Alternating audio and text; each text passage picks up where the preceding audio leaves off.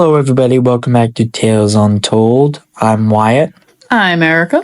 And today, as we're closing in on our final 2 episodes of Tales Untold, the podcast, Season 1, we will be back with the Season 2 on December 28th, 2024. Brand new episode. But today's episode starts off with a viewer submission, something called Duende. I'm pretty sure this is like a Spanish goblin. Yeah, it has a really general definition, if you will. The word duende is actually a contraction of dueño de casa, which means master of the house. There's dozens of types of them across Latin America, Spain, Portugal, and the general consensus is that it is a weird cross between a gnome, a fairy, or a pixie. What? Yeah, like I said, it's a very general That's such definition. a weird thing. Is there like a picture? Yes, and it's actually kind of frightening looking. Like it's you got to kind of think of the leprechaun from the Leprechaun movies. I don't like those movies, but I also don't dislike those movies. Whoa. They are very funky looking, and they're tiny, scrawny little goblin gnome creatures. That looks like a cursed image. Yes. Yeah, so that's like that. I think that one's a carving of one, like a doll, and it's pretty frightening looking. And so they're known for luring children into forests. It didn't say why. It didn't say what they did with them. That's frightening. Yeah, I mean, How? Okay, so like if I was a child and I saw something like that, how would it lure me in? I don't understand. I was just about to say there has to be some sort of magic, if you will, involved, some sort of hypnotization happening, because I don't think anyone's going to go near something that looks like that. Like, those are frightening. Yeah, I certainly wouldn't. Like, no matter what age I feel like. I mean, at this age, I would run away.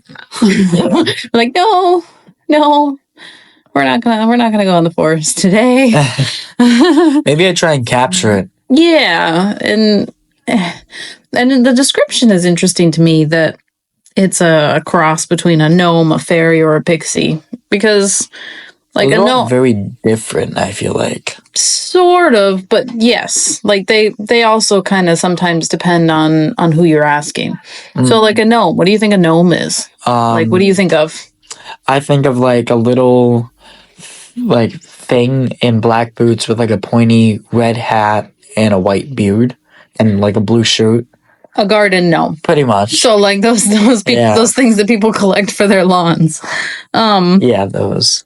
So typically we think of garden gnomes. We think of gnomes as elemental protectors. They're there to protect rivers, forests, things like that. You know, keep the elements in balance. Yeah.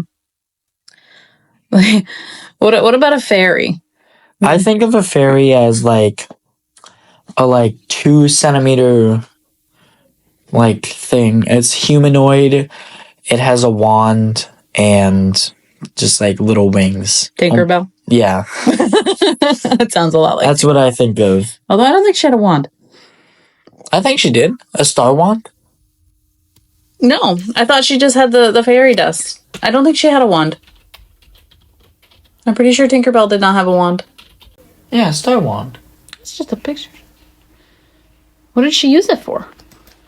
I don't know, but have you ever seen like the Disney DVD things where she like yeah. I like guess. that's what I know it from. I just don't recall her ever using one in the movies. I always just think of her being shaken above children to drop the dust on them to make them fly. I've always thought she had a wand. So you would consider them harmless creatures, right? You would. Not necessarily. I wouldn't say that they have harmful intent. I would say like they could definitely do some. So they're mischievous. Yes. They're they're troublemakers, but they don't actually want to harm anybody. Yeah, I feel like that's what fairies are. Gnomes are probably just goofy if they were like alive. And that's kind of what I found. I think of fairies as kind of like your garden protector. You know, like they got their little houses in the forest, or like, yes, they're probably small, like Tinkerbell. They've got the wings and they fly. But they're more of protectors. So if you come into their home, yeah, they're not going to be happy about it. Especially who would? Yeah, exactly. But especially, I don't mean like home, but I mean like if you're in their forest, and especially if you're being disrespectful to that forest. Yeah, I definitely think that they're going to let you know. That's my vision of a fairy. that's fair. I also came across some folklore that believed that they lured children away. I'm not sure what the purpose of that was. Why would they? Why? I don't know. I don't think they would be so much bigger than them. Yeah, I'm not gonna follow this little glistening thing that you can barely see. Well, I mean that I think a child would follow that more than they would follow the duende. Yeah, because the duende is frightening. But if you sparkle something pretty in front of their face, they're probably gonna follow that. What if fairies are just like fireflies? I mean, have you actually seen what a firefly looks like? Oh, yeah, I have a bunch in my yard. I've only seen them glow and float. Yeah, so I wonder if those originated, like the actual origination Possibly. of fairies, Like and the idea, type things. came from simply seeing fireflies. That's kind of neat. This is about to come from left field. I like left field. Like, this is about to be this is about to take a turn. Ooh. So, Tinkerbell's wand kind of reminded me of something, because I see a toy right there of Tinkerbell's wand, like the star wand. Mm-hmm. And hold on, I don't entirely remember the name. I'm very curious as to where we're going with this. So, I grew up in like probably a weird era of YouTube, and like a very spooky one, especially since I was a kid. I believed a lot of things, but something that's like kind of just stuck with me for quite a bit. I remember watching a video in the 3rd grade of haunted toys and objects and stuff like that. And there was something that came up called the Evilstick. Oh boy. So it's basically like a flower wand from like a Dollar General store, like whatever, like one of those types of stores, Family Dollar. I don't know exactly. So it's a knockoff wand. Yeah. But the thing that's so sinister about this wand is it's like kind of it has like a mirror reflective foil on like the flower part, and parents found out that it's easily peeled off, so they peeled it off, and it reveals an image of a demonic looking girl with a creepy smile and eyes cutting herself. Now, is the actual name of that wand Evilstick? Am I reading that correctly? That is actually what it's called. That's what it looks like to me. It's weird. But why is it called Evilstick, but it's pink and a flower? I have no idea. I'm confused. It looks like it has different colors. Is it from an actual show? Like, I'm not sure. All I know is like there was a whole. I mean, it's definitely strange to have that photo in the inside of this toy. However, I'm also concerned that it's called Evilstick. Like it was on the news. I don't know why it's called Evilstick. Because it doesn't look evil. It's not. It's hot pink with a crappy mirror on it. Yeah. Like, why? I'm trying to figure out like what show is this for? This is what appears. I don't know if this is AI. Oh, I don't think it would be. This is 10 years ago. This is what seems to be the original photo. Apparently, it seems like it was edited in some form. It's still strange. Okay, we're gonna need to take this with a grain of salt since this is coming from Reddit. So there's a Reddit thread of what seems to be the original picture of where this came from, and this guy in the comments said, the image was made by a horror and graphic photographer named Butcher Ludwig. This image was posted on his Facebook to depict a vampire about to drink her own blood. He did not give anyone permission to use his work, and it certainly wasn't intended for children. He tried to sue the company, but they stopped responding to him, and he didn't pursue them any further since the damage had been done. Well, that's interesting. I mean, that doesn't surprise me even a little bit. But I slightly edited. That's quite extremely edited. However, I still don't understand the intent of the marketing for this wand, for this toy. Like, did they do this just to get attention? Because, you know, some of these things do a weird turn where people go out and they go to buy it. Yeah. Because it's going to disappear, because they're going to take these things off the shelves, because other people don't like it. But there's going to be that niche of people that are going to want it because it's different. Yeah. Because it's bizarre. It's definitely weird. I would definitely be weirded out if I had bought that for my daughter and then that peels back and you see this really strange picture.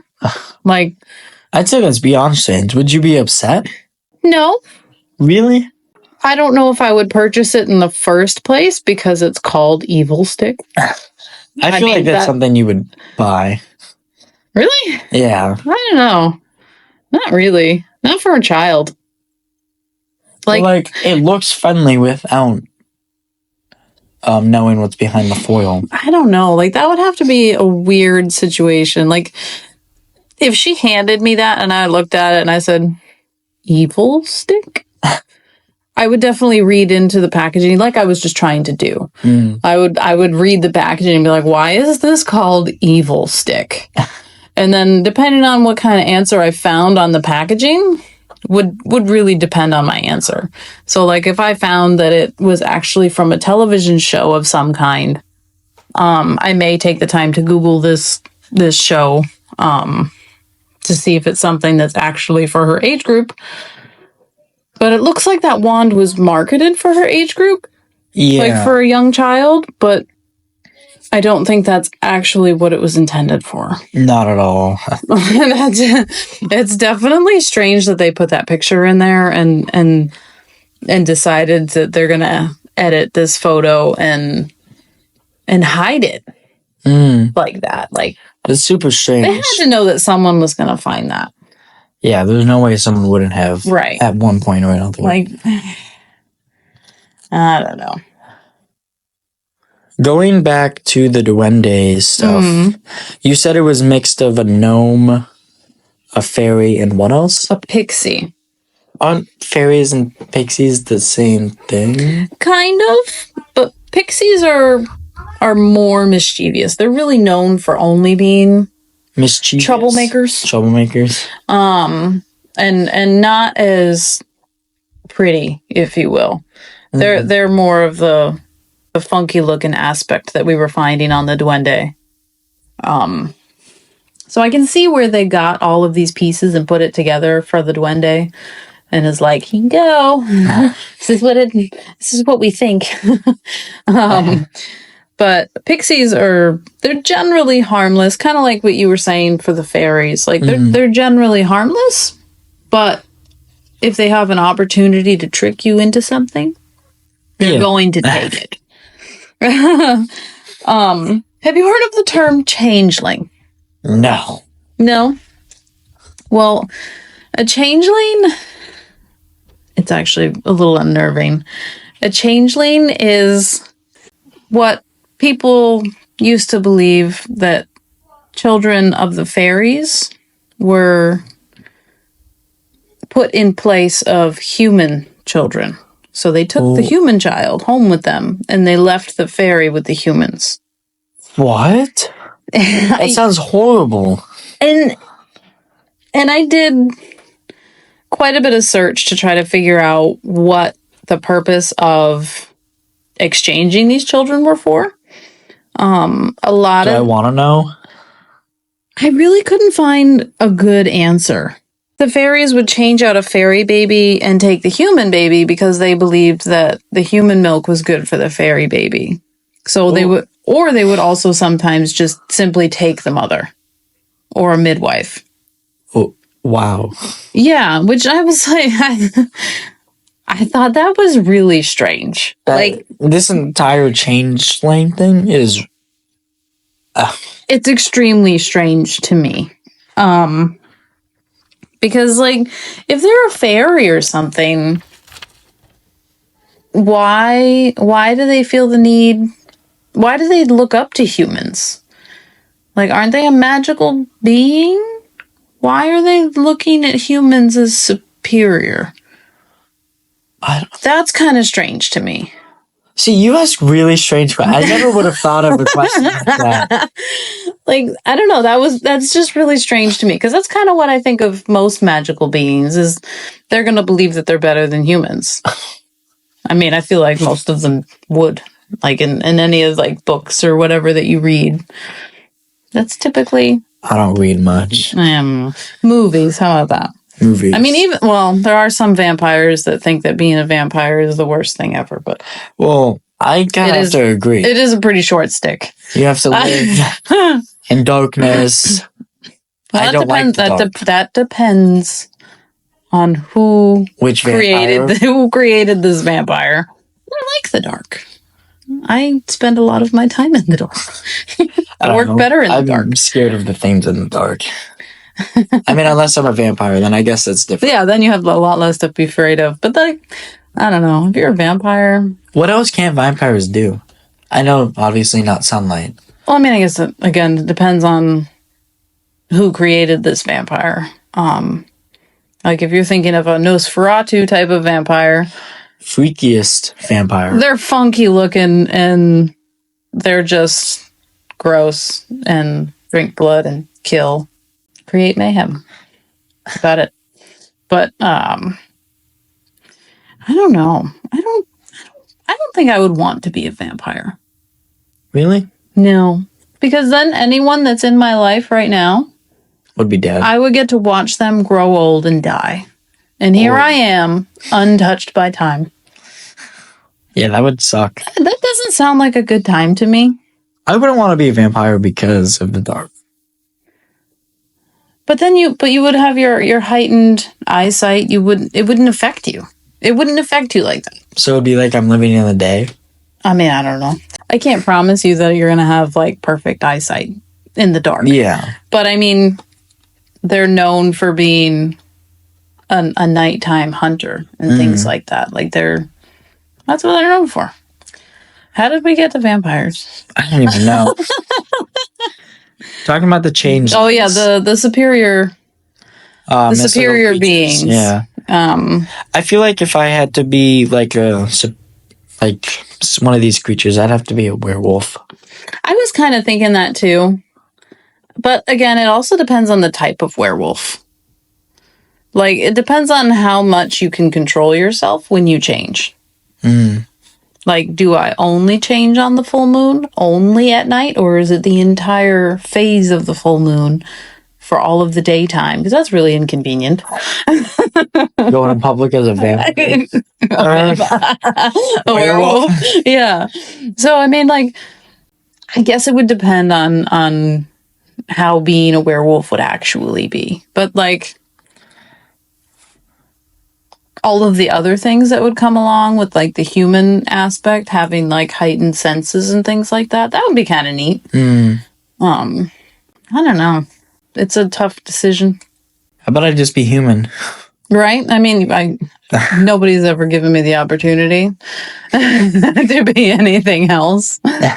But I feel like no matter what path you choose, there's going to be hardships. So, pros and cons. Yeah, I mean, my life is pretty full at the moment. So, adding some other supernatural aspect like that would be... I think that'd be too much. No, thank you. It's too much. It's too much to ask. I wonder, like, what happens after you die. That's a very interesting question. Because, like, I know we're just sitting here talking about this. Like, obviously, you wouldn't want to live forever. So, like, what actually happens? Like, is there a heaven? Is there a hell? Is there... Are you a ghost? Do you just haunt people? Are you a spirit? Are you an apparition? Now, if anyone has actually truly been listening to the things I say throughout this podcast, I'm sure they know my answer. However, we might have to dedicate our final episode of the season 1 to our thoughts on death. I think that sounds like a really good idea. Yeah, we can even add in how some other cultures deal with death or even death himself. That too, Mr. Grim Reaper. Mm-hmm. And we could also get into Day of the Dead. That's a different culture, how they celebrate the dead. Mm-hmm. Mm-hmm. And we can, the Halloween, we just had Halloween. Halloween. Mm-hmm. And how we can even tie that into the rebirth of the new year. That's true. That'll be right around when we put our new season out. Mm. I think this wraps up episode 12 of season 1. Thanks for listening. We'll be back next week for episode 13, our final episode of season 1. I'm Erica. And I'm Wyatt. This is Tales Untold.